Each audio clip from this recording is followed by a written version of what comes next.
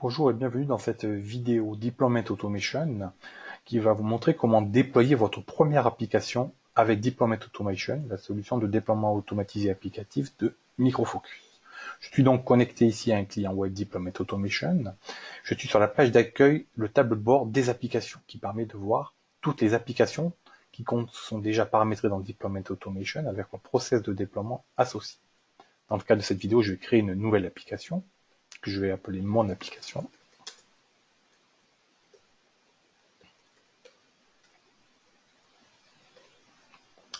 Cette application contient un composant.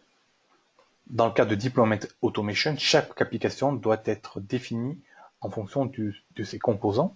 On peut imaginer que pour une application, on peut avoir 3 tiers, un composant base de données, un composant middleware, un composant web. Dans le cadre de ma démo, ici, je vais juste paramétrer un seul composant appartenant à l'application, mon application. Donc je vais créer un composant que je vais appeler mon composante. Et donc ce composant, c'est l'objet qui va être déployé dans le cadre de mon application. Ce composant, évidemment, il fallait le récupérer quelque part. Donc en fait, on peut se brancher en sortie de votre plateforme d'intégration continue, type Jenkins, TFS, TeamCity, ou alors directement sur un repository d'artefacts, type Git, Nexus, ou alors dans le cadre de ma démo, on a également une autre solution qui est de se plugger juste sur une arborescence de fichiers qui va servir de SaaS au déploiement, aux sources qui sont candidats à être déployés. Donc ici, ça sera mon application qui contient donc une version 1.0 avec un fichier root.war. Donc ici, j'indique le répertoire contenant l'application candidat à être déployée. Donc je suis maintenant sur mon composant. Je vais aller importer dans Deployment Automation la version que je vais souhaiter déployer. Donc là, on retrouve la version 1.0 qui correspond au répertoire 1.0 qui était sur mon disque ici. Et donc avec le fichier root.war, et donc du coup maintenant dans Deployment Automation, je vois également ce fichier root.war qui est disponible. Alors maintenant, il va falloir que je définisse la façon dont je souhaite le déployer. Pour ce faire, on va définir un process de déploiement de ce composant. Je vais l'appeler deploy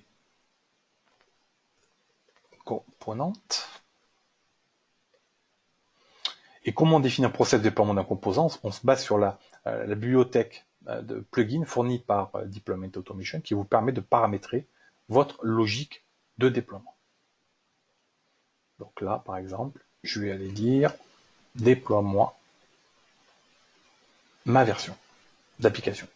Et ça se traduit par l'utilisation du step qui s'appelle Download Artifact du plugin DA, du plugin Deployment Automation. Et où est-ce que je vais déployer? Je vais lui dire déploie-moi cette application dans le répertoire qui s'appelle c2.deploy.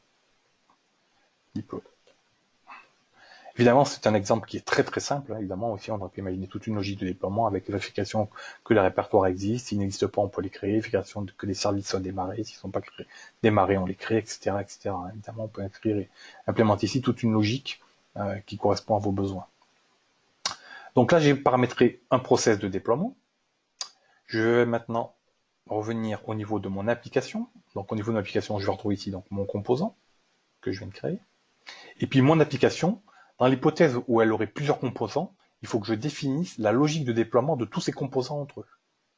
Dans le cas de ma démo, je n'ai qu'un seul composant qui est mon componente, mais il faut quand même que je définisse la façon dont je souhaite le déployer au sein de mon application. Donc là, je vais finir deploy mon application. Donc je définis un process de déploiement de mon application.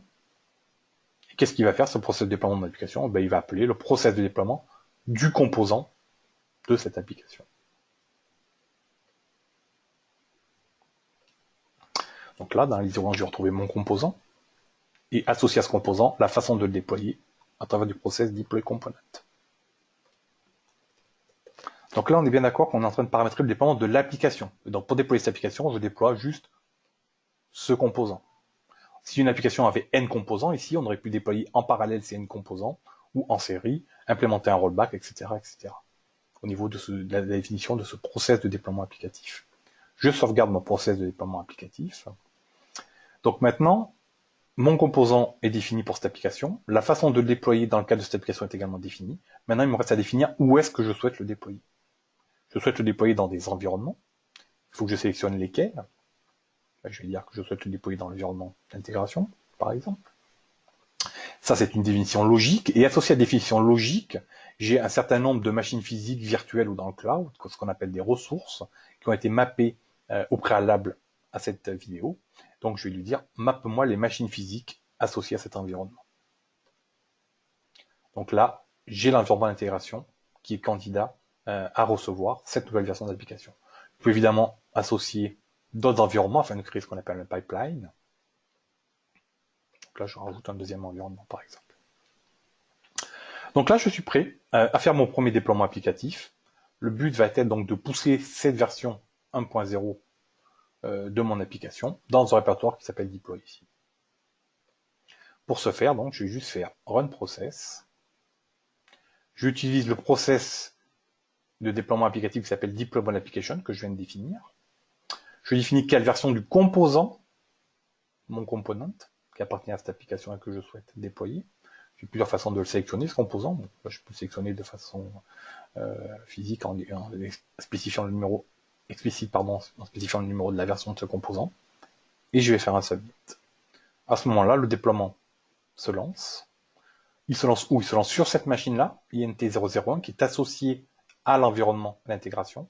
Je déploie la version 1.0 de ce composant, suivant ce process qui était juste de faire un download d'artefacts. Le process ici de déploiement est terminé. Je reviens au niveau de mon application et des environnements. Et donc, je vais constater que la version 1.0 de mon component, qui appartient à mon application, a bien été déployée sur l'environnement d'intégration. Si je regarde ici dans le répertoire cdeploy, qui est le répertoire paramétré, je retrouve le fichier qui a été poussé dans cet espace associé à cet environnement. C'était un exemple simple pour créer son premier process de déploiement d'une application. Évidemment, on peut faire des choses beaucoup plus compliquées. Je vous remercie d'avoir assisté à cette